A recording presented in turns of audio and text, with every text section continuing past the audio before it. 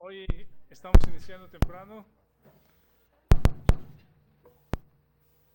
Vamos a abrir nuestra Biblia en Colosenses 1 y vamos a iniciar memorizando el 1:17, que es nuestro texto de hoy. Colosenses 1:17. Es corto, pero grande. Lo voy a leer, dice, y Él, hablando de Jesucristo, y Él es antes de todas las cosas, y todas las cosas en Él subsisten. Vamos a leerlo todos juntos y tomamos. Y todas las cosas en Él subsisten. Vamos a tomar unos segundos para que cada quien lo lea, lo memorice. Y Él es antes de todas las cosas, y todas las cosas en Él subsisten. ¿Quién quiere decirlo de memoria?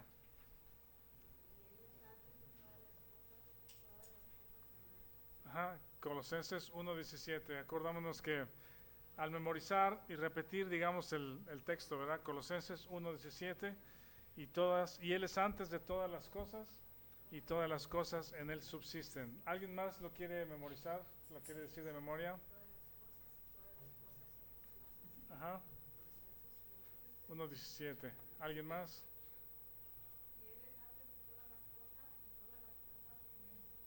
Ajá,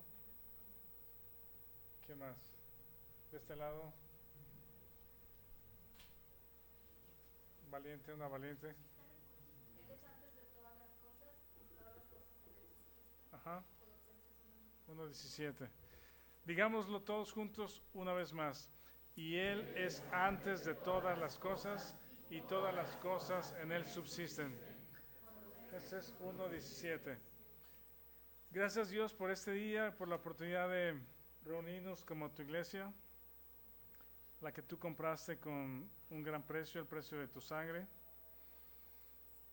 de la cual tú eres cabeza, no solamente en esta pequeña iglesia local, pero también en la iglesia universal de todos los tiempos, que es tu cuerpo, que tú cuidas, que tú edificas y que tú te la presentarás sin mancha, eh, para recibirla y estar contigo para siempre. Te quiero pedir que tu palabra, que es infalible, que es la espada de dos filos, que es palabra viva, impacte de una manera importante nuestros corazones, nuestro entendimiento esta mañana. No tenemos mérito nosotros mismos para enseñar o para profundizar, pero más bien confiamos en la dirección, en la obra del Espíritu Santo que nos guía a toda la verdad, nos muestra quién es Jesucristo, y en Jesucristo también conocemos más a nuestro Padre, a Dios mismo. Te pedimos que hagas eso esta mañana. En el nombre de Jesús, amén. Cuando leímos en la tarea que les pasé el día de ayer, Juan 1, es muy interesante que Juan habla de estas mismas cosas. Se refiere a Jesucristo como preexistente, ¿verdad? Es antes de todas las cosas. Estaba con Dios y Él era Dios, y en Él fueron creadas todas las cosas, y Él sustenta todo el universo. Yo creo que vamos a leerlo del 1 al 18. Juan 1:18. Yo creo que podemos leerlo todos juntos para participar. ¿Listo? Juan 1 del 1 al 18 dice, en el principio era el verbo, y el verbo era con Dios, y el verbo era Dios. Este era en el principio con Dios. Todas las cosas por Él fueron hechas, y sin Él nada de lo que ha sido hecho fue hecho. En Él estaba la vida, y la vida era la luz de los hombres. La luz en las tinieblas resplandece, y las tinieblas no prevalecieron contra ella. Hubo un hombre enviado de Dios, el cual se llamaba Juan. Este vino por testimonio, para que diese testimonio de la luz, a fin de que todos creyesen por él. No era él la luz, sino para que diese testimonio de la luz. Aquella luz verdadera que alumbra a todo hombre venía a este mundo. En el mundo estaba, y el mundo por él fue hecho, pero el mundo no le conoció. A lo suyo vino, y los suyos no le recibieron. Mas a todos los que le recibieron, a los que creen en su nombre, les dio potestad de ser hechos hijos de Dios, los cuales no son engendrados de sangre, ni de voluntad de carne, ni de voluntad de varón, sino de Dios. Y aquel Verbo fue hecho carne, y habitó entre nosotros, y vimos su gloria, gloria como del unigénito del Padre, lleno de gracia y de verdad. Juan dio testimonio de él, y clamó diciendo: este es de quien yo decía, el que viene después de mí es antes de mí, porque era primero que yo, porque de su plenitud tomamos todos, y gracia sobre gracia.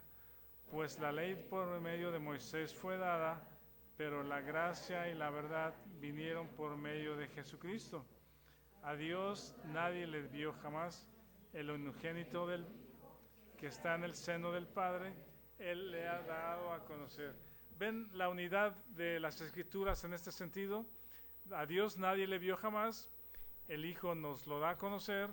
Él hace todas las cosas para Él y por Él.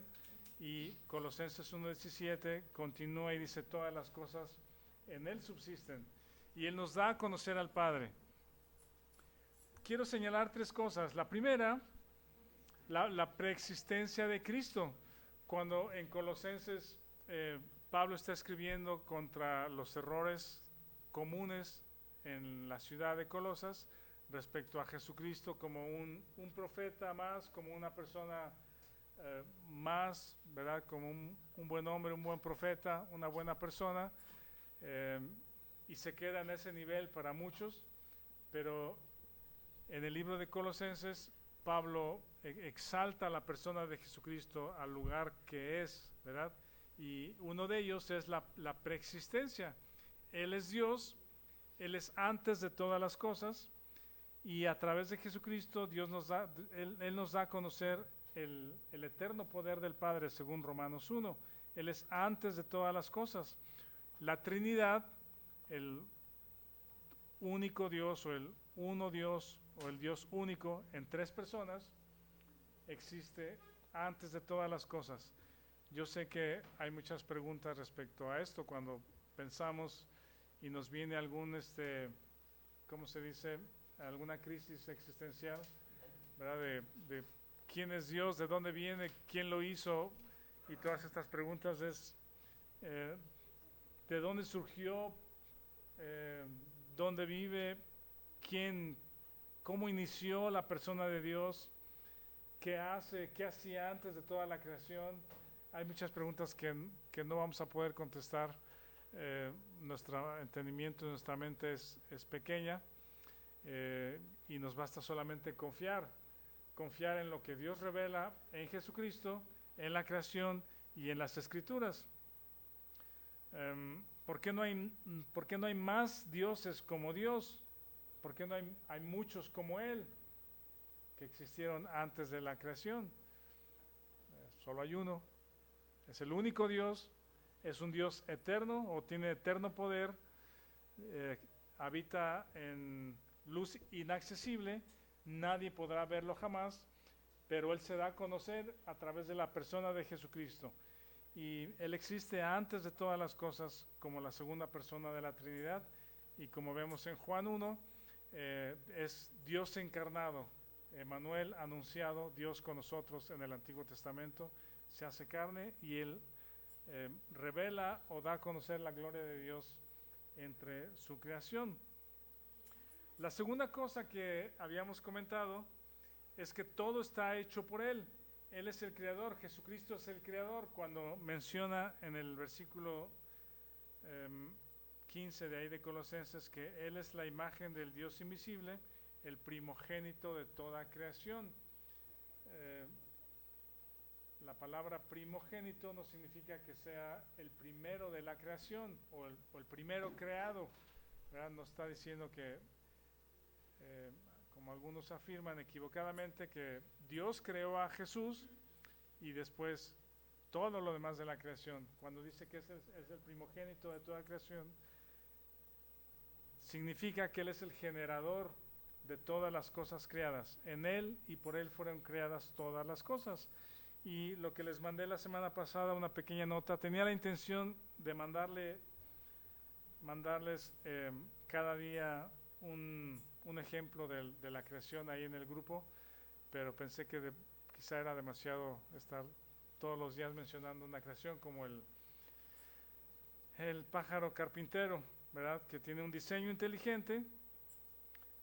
Dios hizo sistemas complejos, o en Jesucristo tenemos sistemas complejos que están interconectados unos con otros, no son cosas cosas aisladas, sino todo el universo está funcionando como un sistema complejo y hecho con propósito,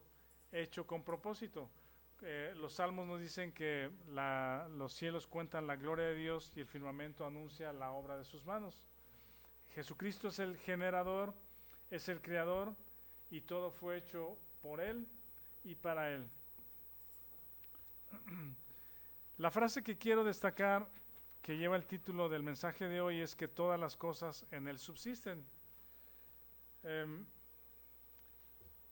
Jesucristo no solo hizo una creación perfecta, que por cierto estaba muy lastimada por mano del hombre, por el pecado del hombre se ve reflejada o se ve afectada la creación, ¿verdad? En muchos sentidos. Hay personas que defienden asociaciones o grupos que defienden el planeta, salvar al planeta. Si bien puede tener un sentido, ¿cómo se dice? Humanista, noble, bueno, porque es el lugar que Dios nos ha dado para vivir, y en realidad sí podemos cuidarlo, sabiendo que es su creación, que la creación nos habla acerca de Dios.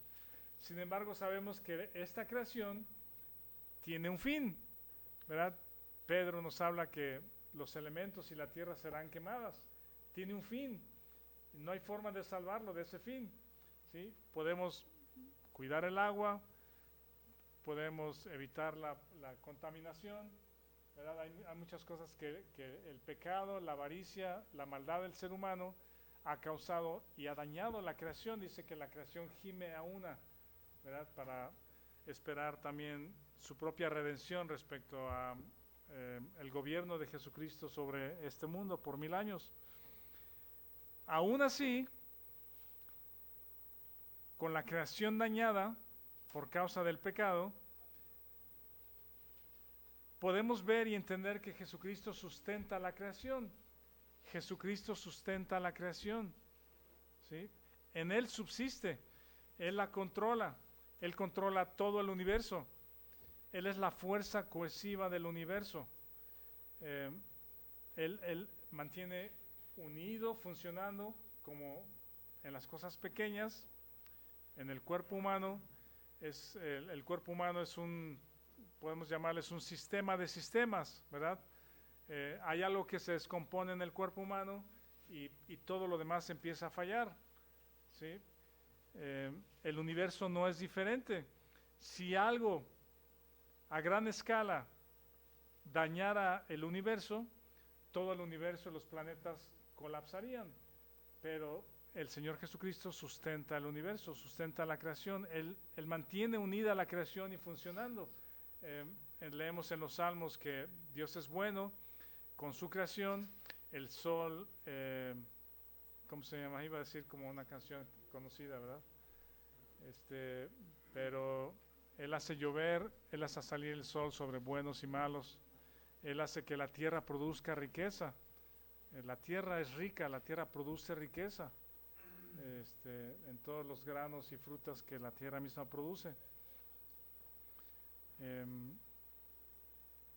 El cielo y la tierra, todo lo que Él creó, Él lo mantiene funcionando, mantiene los elementos estrechamente vinculados, tanto los grandes elementos como los microelementos. Todo está funcionando gracias a la mano y la presencia del Señor Jesucristo. Él ha establecido las leyes que controlan el universo, Hemos visto, vean esta secuencia, es bien interesante porque yo lo veo como una progresión, ¿sí? A ver si me ayudan con esto. Dios invisible, ¿verdad? Habita en luz inaccesible, no hay quien lo pueda conocer, o más bien no quien lo pueda ver. Nadie puede ver jamás a Dios ni lo verá, ¿sí? Él quiere darse a conocer a su creación, incluido el ser humano, que lo hace a su imagen, y para ello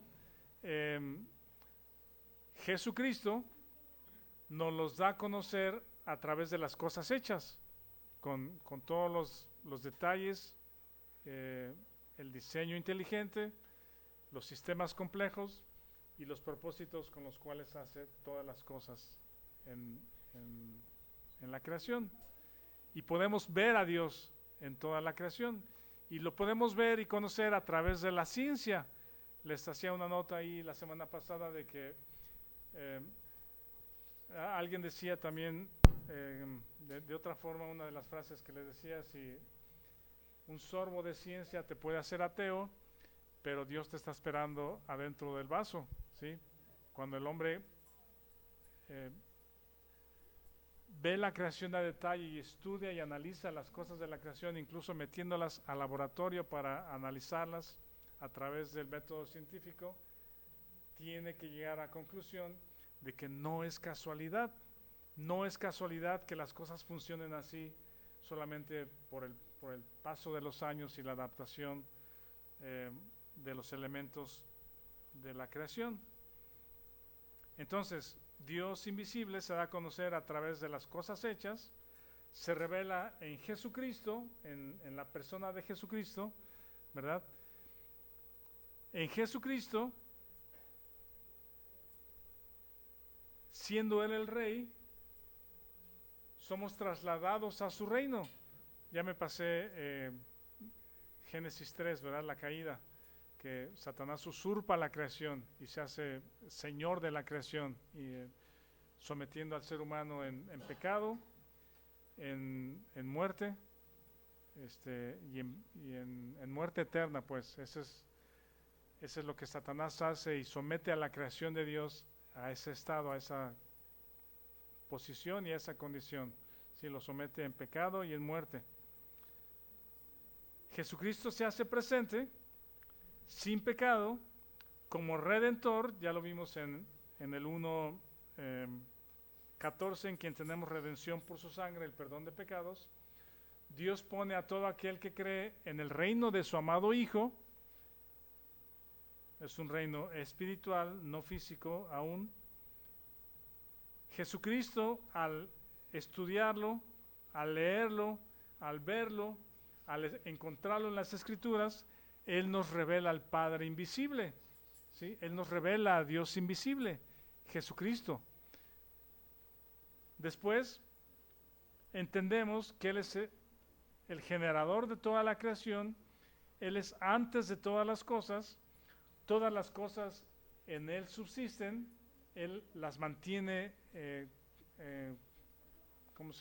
funcionando, Él sustenta su creación. Y luego vamos a ver en el 1:18 que Él es la cabeza del cuerpo, que es la iglesia. A mí me parece una progresión bien interesante, pero aún más allá. ¿Alguien quiere leer el 1:27 de ahí de Colosenses 1?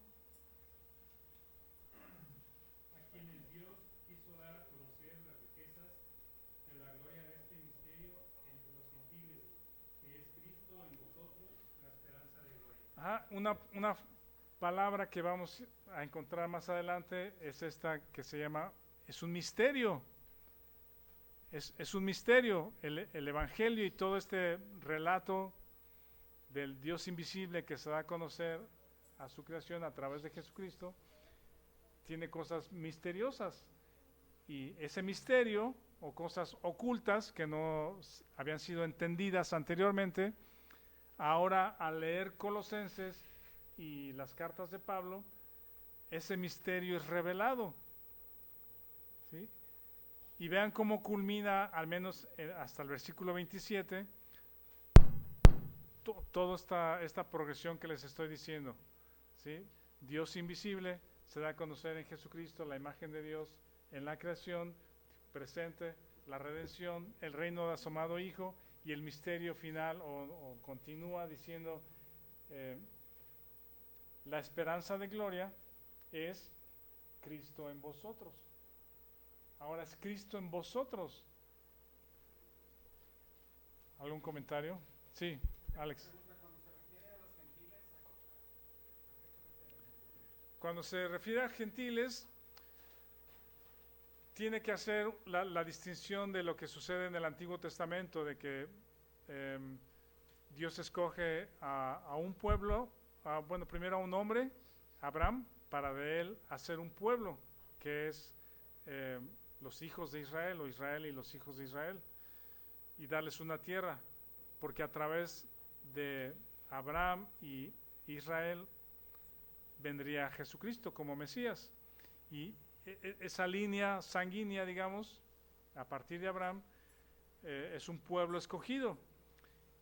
Todas las personas que no nacieron de esa línea sanguínea son gentiles, ¿sí? Llámense chinos, aztecas, medos, persas, de cualquier lugar y tiempo, son gentiles. A los judíos, a los judíos, fíjate que ahí está parte de ese misterio, y es una de las cosas que son parte de este misterio de la obra de Jesucristo. En Efesios hace mención que cuando viene el Espíritu Santo sobre los que creen, en el libro de Hechos, dice, hay un nuevo cuerpo, y ese cuerpo es la esposa de Cristo, es la iglesia, y esa iglesia está formada de judíos, o de los descendientes de Abraham, y de gentiles. Y dice, gracias a esta obra, este misterio revelado, y este cuerpo llamado iglesia, ya no hay gentiles, ¿sí? Si ustedes eran gentiles, ahora son iglesia, ¿sí? Si ustedes eran judíos y creyeron, ahora son iglesia. Y luego también lo estudiamos en Gálatas, diciendo, no todos los que son descendientes de Abraham son hijos de Abraham, porque Abraham es el padre de la fe. Ahora el cuerpo nuevo es la iglesia. Entonces la respuesta sería a la pregunta de ¿somos gentiles? La respuesta sería no. Ya no, o somos iglesia. ¿Vale?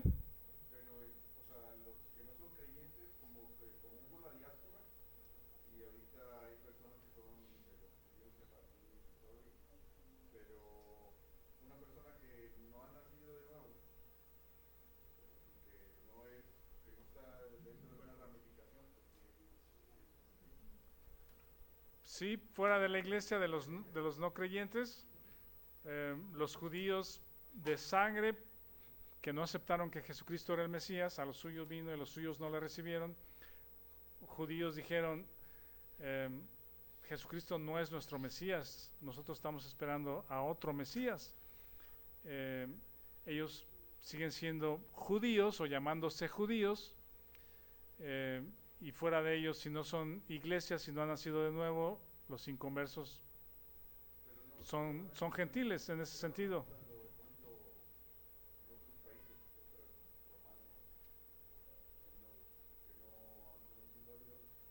¿Son gentiles? Pues sí. ¿No son judíos?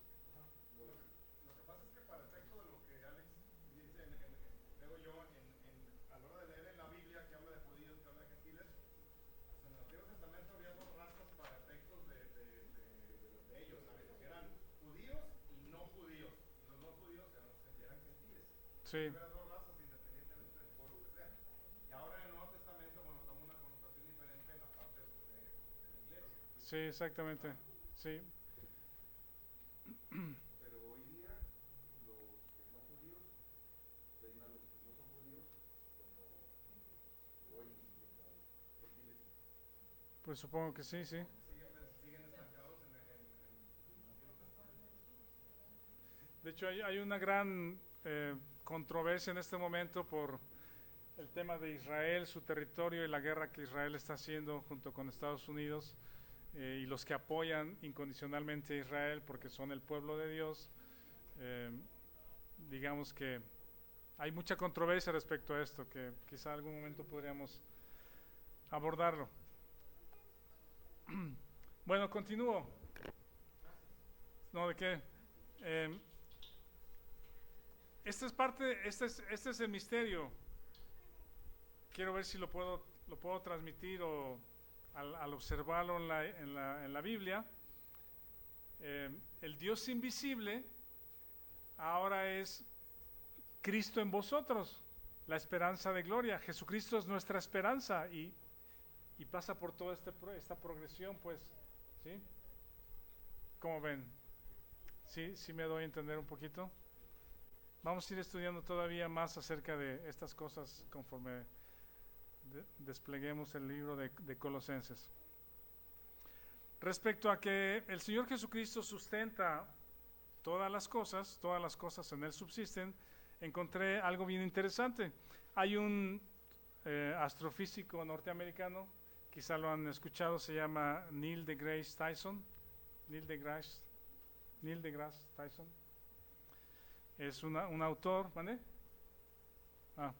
Es un astrofísico, autor, tiene un programa, ¿cómo se llama? Sí, un programa que se llama Star Talk, habla acerca del universo, los planetas, es un comunicador científico. Ha sido premiado por la NASA y estudió en Harvard y chalala, ¿no? Y en una entrevista le hacen esta pregunta, se los voy a leer. Le hacen la pregunta: ¿quién crees tú que es la mente científica más extraordinaria que la humanidad haya producido? ¿Sí? ¿Quién es la mente científica más extraordinaria que la humanidad haya producido? Y sin dudar, dice, no hay competencia, ¿sí? Es Isaac Newton. ¿Sí? Isaac Newton es la mente más extraordinaria que la humanidad haya producido, es su respuesta. Dice, no hay nada ni nadie que se le acerque, ¿sí? A su genialidad, a su genio, pues, ¿verdad? Y le preguntan, bueno, explícanos por qué. Y continúa y dice, en pocas palabras lo resume y dice, él, trabajando solo, ¿sí? Él solito, descubre primero las leyes del movimiento, ¿sí? Ustedes que pasaron con 10 secundaria, ¿se acuerdan cuáles son las leyes de Newton o las leyes del movimiento? Todo objeto en reposo se mantiene en reposo a menos que un tercer objeto, que otro objeto lo mueva. Ajá, esa es la ley de la inercia. Ajá.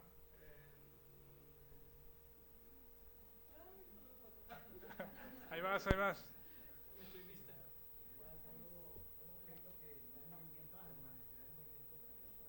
Esa es la misma, ajá. Ya sea que esté quieto o que esté en movimiento, así va a continuar hasta que una fuerza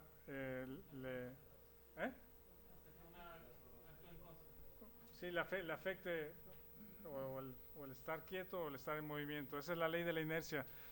Pero también es la ley de la aceleración. Esto no lo dice él, pero él dice, trabajando solo, él descubre las leyes del movimiento, que son la inercia, la aceleración y que a toda acción corresponde una reacción. Eso lo dedujo por la observación Newton.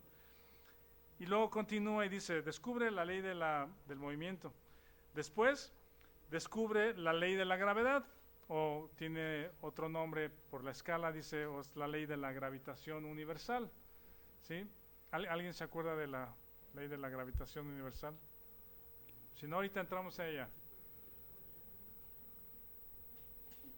Dice, después, ¿mande?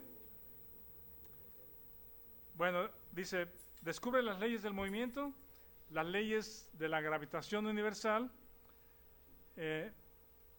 y de pronto alguien le pregunta a Newton, ¿por qué los planetas tienen una órbita que son como elipses, como óvalos? ¿Por qué las órbitas de los planetas no son círculos perfectos? ¿Sí? Sino son óvalos. Y Newton le dice, no lo sé, no sé, pero déjame investigar. ¿Sí? Y parece que unos meses pasaron y regresa con la persona que le preguntó y le dice, ya tengo la respuesta. Dice, pero para darte la respuesta o para darte una respuesta, tuve que inventar el cálculo integral y diferencial, ¿sí? Para contestar tu pregunta. Y entonces le explicó cómo es que los planetas, o por qué los planetas tienen una órbita elíptica, haciéndole cálculo integral y diferencial, o explicándolo con el cálculo. Después, dice Neil deGrasse Tyson, dice, después de eso, descubre las leyes de la óptica, ¿sí? También él solito, y deduce que la luz blanca a través de un cristal se transforma o se descompone en colores. Dice, pero de la misma forma, los colores, si los reagrupas, vuelves a producir la luz blanca. Dice este científico, eso sorprendió a los artistas de su tiempo. Se quedaron sorprendidos de este descubrimiento de la luz, ¿no? Dice, está explicando este hombre y dice, habiendo hecho todo eso, repito, las leyes del movimiento, la ley de la gravedad, el cálculo de integral y diferencial, las leyes de la óptica, dice, y después cumple 26 años. ¿Sí? Era un joven, ¿sí? Y Newton, una de las cosas que hace es que construye su conocimiento con el conocimiento de científicos de tiempo atrás. ¿Sí? De hecho, una de las frases de Newton es que él estaba parado sobre los hombros de gigantes, refiriéndose a los estudios científicos de muchos otros hombres, y sobre esos estudios él puede llegar a otras conclusiones. Isaac Newton, inglés que vivió desde 1643 a 1727, fue matemático, físico, astrónomo, químico, autor, inventor, pero también fue teólogo, ¿sí? Él estudió las escrituras, y lo que le llevó a descubrir todas estas leyes es la observación de la naturaleza, y entender que el lenguaje de Dios son las matemáticas en la creación. Y él dice esta otra frase, se las voy a leer. Dice, el ateísmo no tiene sentido. Cuando veo el sistema solar, veo a la Tierra y la distancia correcta del Sol, o más bien veo a la Tierra que tiene la distancia correcta del Sol para recibir las cantidades apropiadas de luz y de calor, llego a la conclusión de que esto no sucedió por casualidad. Y justamente parte de ese entendimiento es la ley de la gravitación universal. No soy quien para explicar, y esta no es una clase de física, pero se las voy a leer, la ley de la gravitación universal. Y ahorita tratamos de explicarla brevemente. La ley dice, según Newton, establece que toda partícula material del universo atrae a cualquier otra partícula con una fuerza directamente proporcional al producto de sus masas e inversamente proporcional al cuadrado de la distancia que los separa. ¿Ya lo habéis oído? ¿Qué quiere decir esto? ¿Alguien ¿Alguien quiere explicarlo? Sí. O sea, no, pero sí. No, pero sí. Las fuerzas de la distancia. Sí, hay una fórmula que parece simple, pero es muy compleja. Igual, Q2 menos Q1 sobre B cuadrado. Sí. La observación de Newton, lo que más conocemos de Isaac Newton, ¿qué es? La manzana. Bueno, la relatividad no, pero la gravedad. Sí. ¿Mande? Ajá.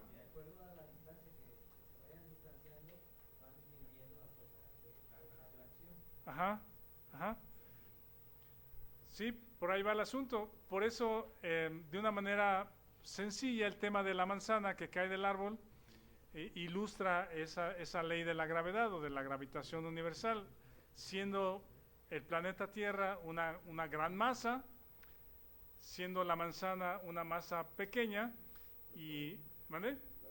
Y la trae al centro de la Tierra, exactamente. Y entre más masa, más atracción. Ahora, ¿vale? Alex. Una forma de apreciarla fácilmente es como la fuerza gravitacional de la Luna tiene efecto sobre el mar. Sí. Eso es una forma práctica de apreciarlo. Sí, se las voy a decir, pero F es la fuerza, es igual a gravedad, que es un número también dado, ya determinado, continuo, o ¿cómo se llama? Fijo, pero es M1, que es la masa del primer objeto, digamos, más M2, que es la masa del segundo objeto, entre R2, que es la distancia, R al cuadrado, que es la distancia entre los dos objetos. ¿Sí?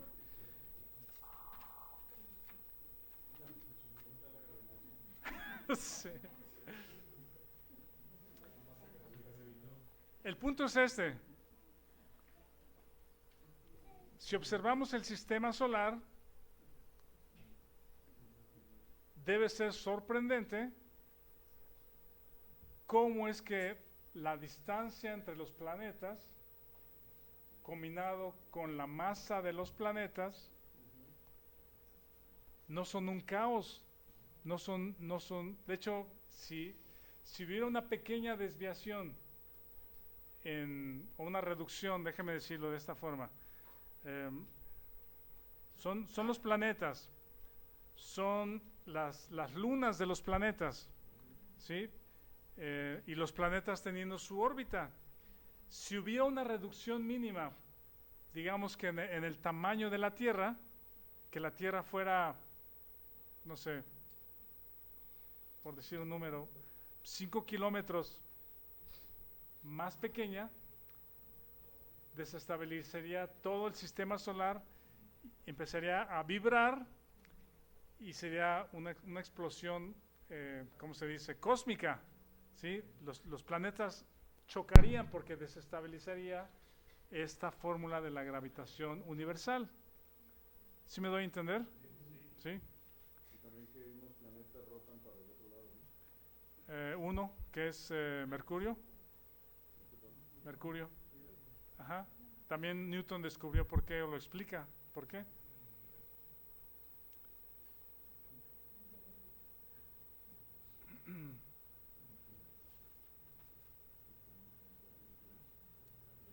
Cuando Pablo presenta al Señor Jesucristo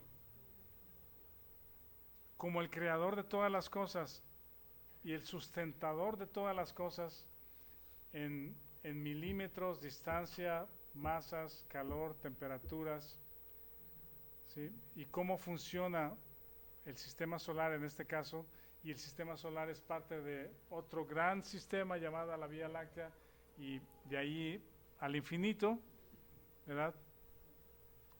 Creo que no nos quedaría duda,